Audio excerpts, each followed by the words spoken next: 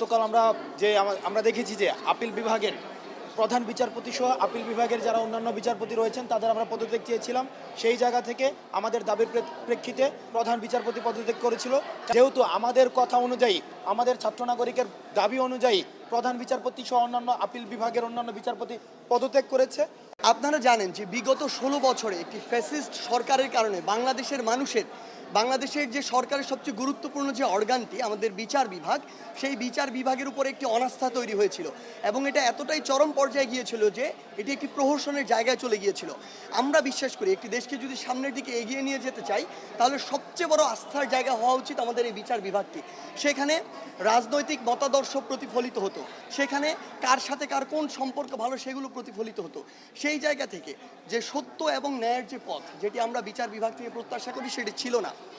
আমাদের জায়গা থেকে প্রথম মনে হয়েছিল আমাদের এই সরকার গঠনের পরে, এই শপথ গ্রহণের পরে সবার প্রথমে যে কাজটি করতে হবে ওই বিচার বিভাগে হাত দিতে হবে। এজন্য আমরা আমাদের জায়গা থেকে প্রধান বিচারপতি হিসেবে এমন একজনকে নিয়ে কথা বলেছি আমরা বিশ্বাস করি যার গ্রহণযোগ্যতা এই মুহূর্তে পুরো বাংলাদেশে সবচেয়ে বেশি, এবং শুধু বাংলাদেশ নয় পৃথিবীব্যাপী যার একটি সুনাম রয়েছে। সেই জায়গা থেকে আমরা বিশ্বাস করি তার প্রতি পুরো দেশের মানুষ তাকিয়ে রয়েছে, কারণ বিচার বিভাগের প্রতি যে অনাস্থাটি তৈরি হয়েছে সেটি অবশ্যই ফিরে আনতে হবে।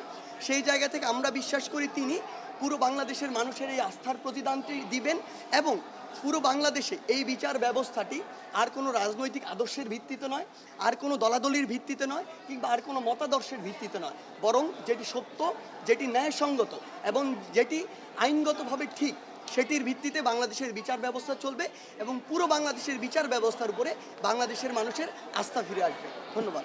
দেখুন, আমাদের ঘটনা আমরা দেখেছি যে বিগত ফ্যাসিস্ট সরকারের যে প্রধান বিচারপতি ছিলেন, আপিল বিভাগের অন্যান্য বিচারপতি ছিলেন, তারা বিগত ফ্যাসিস্ট সরকারের এজেন্ডা বাস্তবায়ন করেছে।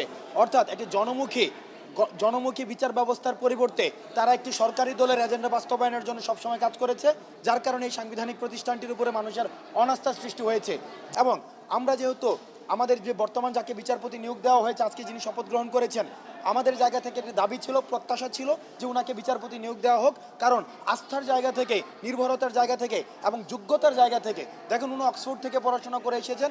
ওনার বাবা শহীদ ইশতিয়াক আহমেদও আমাদের যে মহান মুক্তিযুদ্ধ, স্বাধীনতার যে অ্যাসপাইরেশনাল বা আমাদের যে অনুভূতিকে ধারণ করার উনি সারা জীবন ধারণ করেছে। সেই জায়গা থেকে আমরা মনে করেছি যে বর্তমান এই প্রজন্মকে যারা বিশ্বাস করতে পারবে, এই প্রজন্মকে যারা রিড করতে পারবে, এই প্রজন্মের চাওয়াকে এবং বিচার ব্যবস্থাকে যারা জনমুখী করতে পারবে, তাদের মধ্যে বর্তমান যিনি আজকে শপথ নিয়েছেন তিনি তার মধ্যে অন্যতম। আমাদের কথা অনুযায়ী, আমাদের দাবি অনুযায়ী, যেহেতু তাকে আজকে শপথ পাঠ করানো হয়েছে, প্রধান বিচারপতি হিসেবে নিয়োগ দেওয়া হয়েছে, ছাত্র নাগরিকের পক্ষ থেকে আমরা এই অন্তর্বর্তীকালীন সরকারকে আমরা ধন্যবাদ জানাই। এবং আমরা বিশ্বাস করতে চাই আমাদের এই যে ছাত্র নাগরিক যারা আমরা রয়েছে, রাষ্ট্র সংস্কারের কাজ এখন শুরু হয়েছে।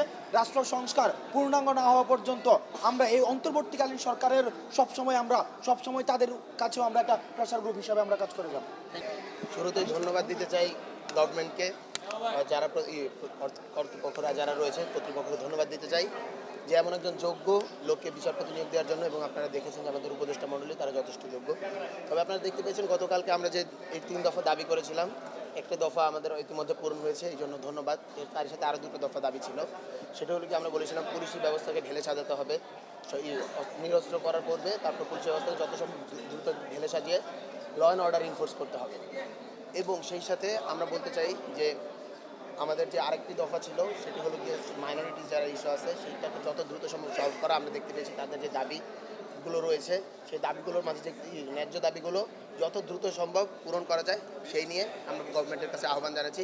এবং আমরা বলতে চাই যে ক্যাম্পাসগুলো, হলগুলো, শিক্ষা প্রতিষ্ঠানগুলো যত দ্রুত খুলে দেওয়া যায়, কারণ শিক্ষার্থীরা অনেক দিন ধরে বসে আছে। আমরা ছাত্র প্রতিনিধির জায়গা থেকে বলতে চাই ক্যাম্পাস, হল এবং শিক্ষা ব্যবস্থাকে যত দ্রুত আবার রিফর্ম করা যায় এবং রিফর্ম করে আবার এটাকে সচল করা যায়, আর সেই জন্য আমরা গভর্নমেন্ট এবং উপদেষ্টা মণ্ডলীর কাছে আহ্বান জানাচ্ছি। ধন্যবাদ। আমরা আমাদের বিগত সময় যখনই যে সরকার ক্ষমতা এসেছেন তারা হাইকোর্টের কাঁধে কিংবা বিচার বিভাগের কাঁধে বন্দুক রেখে এদেশের মানুষের সাথে একটা প্রহসন করেছে। আমরা এদেশের ছাত্র সমাজ যখন রাষ্ট্র সংস্কারের কাছে হাত দিয়েছে, আমরা এখন চিন্তা করব, আমরা এখন কাজ করব এই বিচার বিভাগ যেন নির্বাহী বিভাগ থেকে স্বাধীন হয়ে কাজ করতে পারে।